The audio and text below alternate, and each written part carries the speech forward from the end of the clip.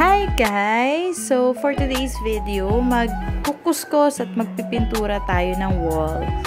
Syempre, hindi natin maiiwasan na ang mga bata kapag nakalingat nga tayo, biglang hindi mo napapansin, kaya pala tahimik, may iba nang ginagawa. So ayun nga, dahil bata, syempre dapat pagpapasensyahan natin. Tayong mga nanay kasi, since mga magulang na tayo, so dapat humahaba na yung mga pasensya natin, nauunawaan natin na ang bata, talagang bata. Ibig sabihin, talaga naghahanap pa sila ng laro, playful sila, and very explorer pa sila. Sa mga hindi nakakaalam, housewife pala ako. And correction sa mga nanay ha, yung iba kasi pag tinanong anong work mo, ang sagot nila, housewife lang ako.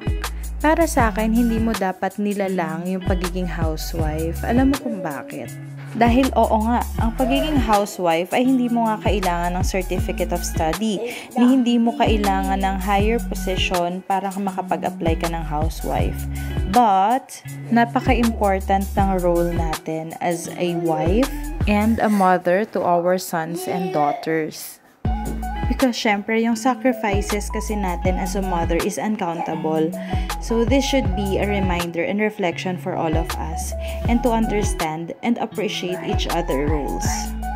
So yes, kapag housewife tayo, of course, we work 24 hours a day.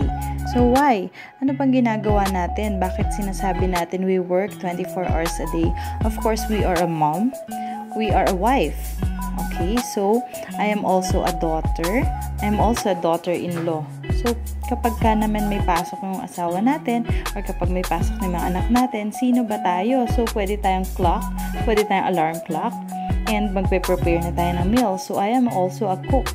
Okay, so, nasabi natin, nagluluto tayo, naglilinis tayo ng bahay. So, we consider ourselves also a maid.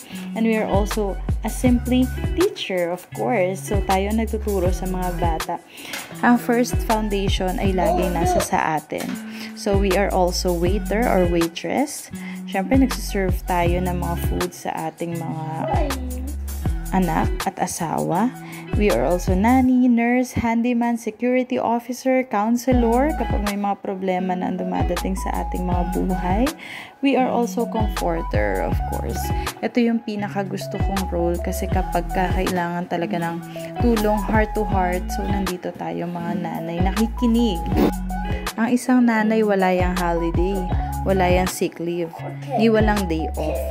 So, we work through day and through nights. Kaya hindi natin pwedeng sabihin na tayo ay housewife lang. Kaya ako, alam mo, napakalaking saludo ko sa lahat ng mga housewife moms.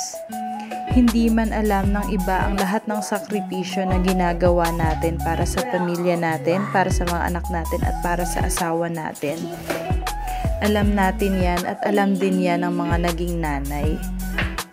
Kaya magpasalamat tayo kung meron tayong mga trabaho or merong mga trabaho yung mister natin dahil tayo, maswerte ang mga anak natin kung tayo mismo ang nagbabantay sa kanila.